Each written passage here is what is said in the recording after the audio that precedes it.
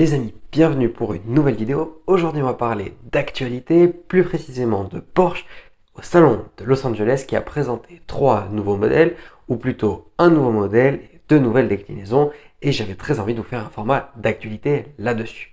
Allez, c'est parti, action! Tout d'abord, on va parler de peut-être ce qui va être le moins intéressant pour peut-être la plupart d'entre vous. Il va s'agir d'une nouvelle déclinaison de la Porsche Taycan.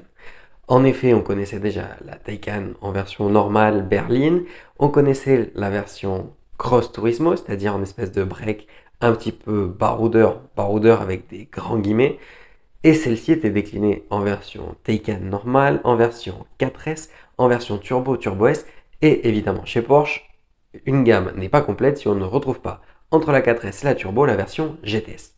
GTS, pour rappel, c'est Gran Turismo Sport, ça voudrait absolument déjà tout dire comme souvent chez Porsche dans le nom. Effectivement, on va retrouver une version pas super sportive contrairement à une version turbo, un petit peu moins radicale. Malgré tout, le look va reprendre du sport, c'est-à-dire qu'on va retrouver beaucoup de détails en noir. Souvent, les GTS sont souvent incarnés par une voiture rouge, souvent du rouge indien un petit peu, ou du rouge carmin par exemple, avec beaucoup de détails noirs, par exemple comme les jantes, les fonds de compteur, plein de détails noirs qui vont rendre le look très agressif. En termes de motorisation, on va retrouver une puissance de 600 chevaux sur la voiture directement. En termes de prix, on va commencer à 135 000 euros. Effectivement, les Taycan sont assez chers. En attendant, les performances sont quand même assez impressionnantes. On n'est pas non plus au niveau de la Turbo S qui va avoir des performances au 0 à 100 qui vont être en dessous des 3 secondes. Cependant, on va être guère au-delà. En effet, on va atteindre la valeur des 3,7 secondes au 0 à 100, ce qui est tout bonnement déjà incroyable. Croyez-moi, sur parole, vous serez collé au siège en cas d'accélération. Ça, il n'y en a pas un seul doute. Bon, je pense que ce qui vous intéresse le plus, c'est peut-être sûrement pour ça que vous avez cliqué sur cette vidéo. C'était pas un titre accrocheur, c'était réellement le contenu. On va parler de la Porsche 718 GT4 RS.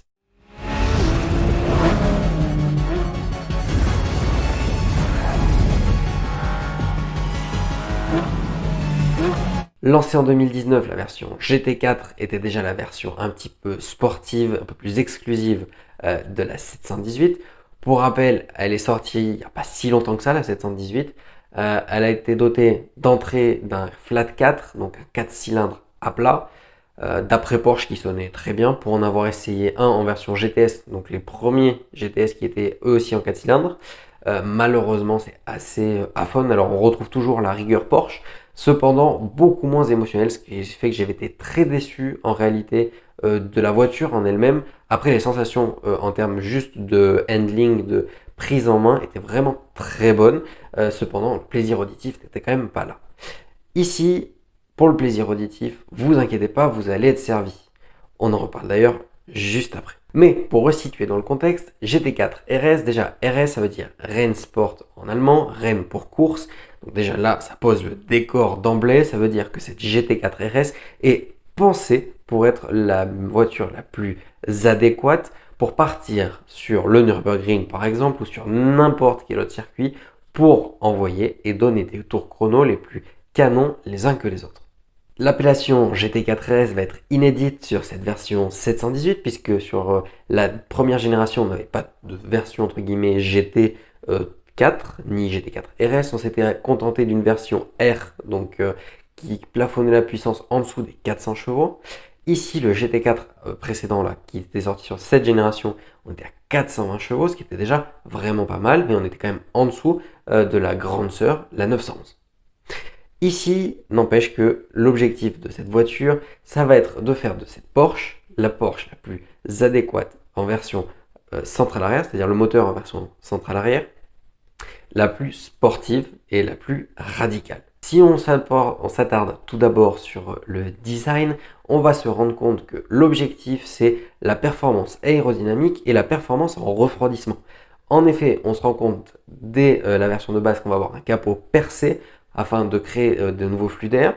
On va avoir aussi les ailes qui vont être ajourées. On va retrouver un aileron qui va être fixé sur des fixations en forme de col de cygne. D'ailleurs, on va avoir des performances, il me semble, de portance accrue de 25% par rapport à un GT4 classique. D'ailleurs, dans la version la plus ouverte, je crois qu'il n'est même pas homologué pour un usage sur la route. Évidemment, comme sur toutes les RS de chez Porsche, vous allez pouvoir opter pour un pack Veysar. Donc Veysar, si vous ne savez pas ce que c'est, pour faire simple, c'est vous prenez le véhicule, vous lui ajoutez une bonne dose de carbone. Donc là, ça va passer notamment sur le capot, par exemple. Et on vous ajoute également d'autres éléments qui permettent de lutter contre le poids. Le poids, déjà, où est-ce qu'il est le plus dérangeant? C'est principalement sur les masses non suspendues, c'est-à-dire les jantes.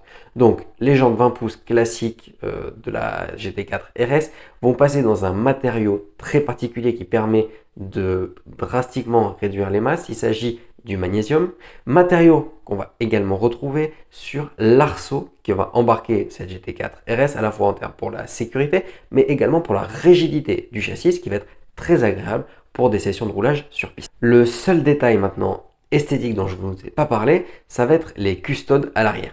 Pourquoi je vous en ai pas parlé? C'est parce que c'est la transition parfaite pour vous parler ensuite d'un autre élément. Donc si on regarde, en fait, il n'y a pas de custode, mais c'est plutôt des entrées d'air et qui vont d'ailleurs en pack Veysar être en carbone. Si on regarde par le dessus de cette Porsche, on va se rendre compte que le moteur est ajouré. Alors on voit pas grand chose étant donné qu'il y a des caches, notamment en carbone sur la pack Veysar. Et en fait, ça va être deux entrées d'air très importantes car elles vont venir participer au refroidissement du moteur qui n'est autre que le flat 6 de la version GT3 sur la 911-992. Ça veut dire que vous allez retrouver 500 chevaux, c'est un tout petit peu moins que la version GT3 sur la 911, mais c'est déjà une valeur très intéressante étant donné que la GT4 fait 80 chevaux quand même de moins. En termes de couple, on va être à 450 Nm. Là aussi, c'est un tout petit peu moins qu'une GT3. Mais pareil, le poids est quand même inférieur à une GT3. Donc, le gain va être quand même supérieur. En preuve en est, on va avoir une donnée, je ne sais pas si elle est très parlante, étant donné qu'à l'heure actuelle, beaucoup de voitures sont dans ces eaux-là. On va avoir le 0 à 100 à peine plus de 3 secondes. Mais bon, pour les puristes Porsche, et notamment moi qui ai peu apprécié la version GTS du 718, la grande bonne nouvelle, c'est que le flat 6 de cette GT3, qui est maintenant du coup monté sur cette GT4 RS, va pouvoir atteindre la zone rouge à 9000 tours minute. Vous allez avoir sans aucun doute le poil hérissé grâce à cette mélodie qui va pouvoir procurer l'échappement et le moteur de cette GT4 RS. D'autant plus que la prise d'air de chaque côté de cette GT4 RS risque de modifier un petit peu la perception de son, vu qu'on risque d'entendre quelques bruits d'admission d'air, ce qui peut être assez sympathique si Porsche a bien travaillé l'arrivée d'air et les flux d'air qui vont se générer à l'intérieur en tourbillon dans l'admission.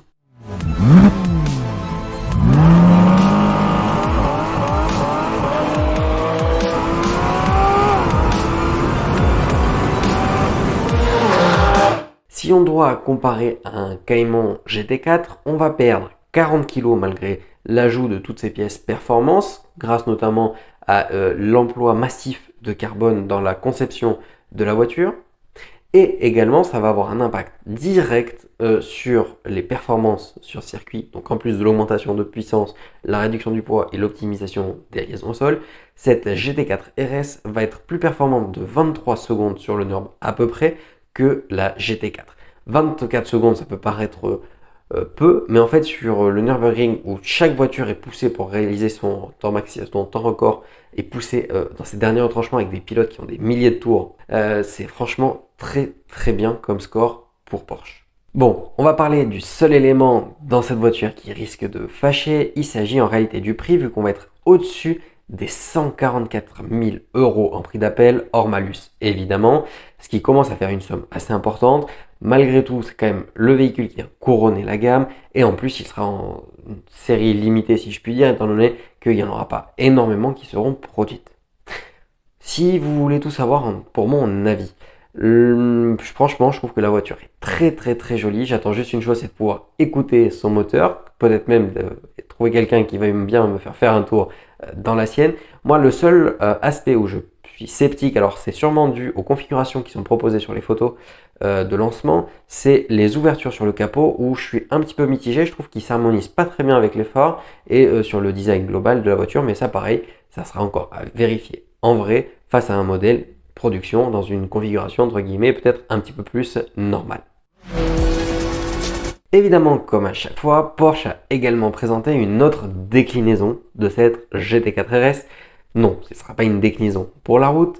Comme d'habitude, Porsche a décidé de lancer une version qu'on appellera Club Sport. Ça va être une version dite dépouillée de la GT4 RS et entre guillemets améliorée. Je parle avec des grands guillemets puisqu'il n'y aura pas tant de changements que ça par rapport à la version de route civilisée pour permettre de faire des track day et qui va être optimisé justement pour cela et uniquement pour cela. Le prix malgré tout va être quand même très élevé étant donné qu'on va être à 200 000 euros, ça fait quand même un gap un petit peu supérieur par rapport à une version standard de route, mais là le plaisir sur circuit va être assuré d'autant plus que évidemment elle garde le flat 6 qui montera même là à 9000 tours minute.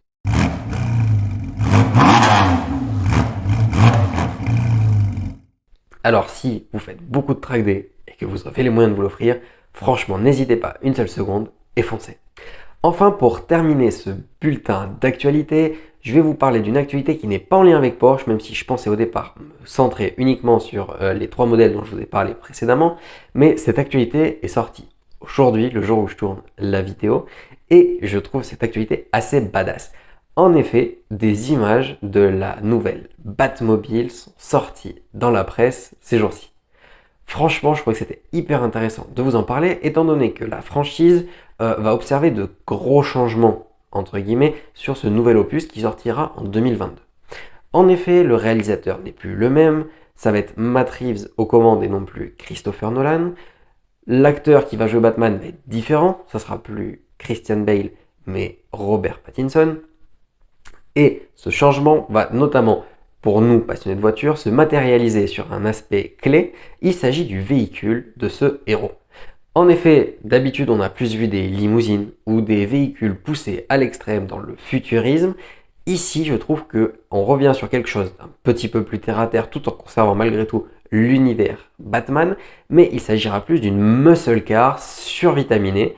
Et ce que je trouve vraiment hyper classe, et du coup je trouve que ça apporte une nouvelle dimension au personnage de Batman.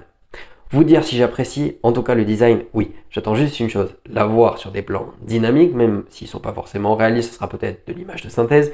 Toujours est-il que je vous donne rendez-vous dans les salles de cinéma pour le 4 mars 2022. J'espère que cette vidéo d'actualité vous aura plu. Évidemment, vous pouvez retrouver plein d'autres contenus sur Instagram, d'autres vidéos même sur la chaîne YouTube. N'hésitez pas d'ailleurs à laisser un pouce bleu, vous abonner, mettre la cloche de notification si vous voulez être au courant des prochains contenus qui sortent sur la chaîne. Prochain short mercredi, prochaine vidéo dimanche prochain. Normalement aujourd'hui c'était un vlog que vous auriez dû voir. Malheureusement j'ai décidé d'intercaler la news de la GT4 RS vu que c'était sur cette semaine-là qu'elle est sortie. Et du coup on se retrouve évidemment le week-end prochain pour cette fameuse vidéo vlog à la foire de Clermont où je vais vous parler notamment du MX-30, de la nouvelle Hyundai i20N et encore plein d'autres modèles. Sur ce, portez-vous bien et à la prochaine.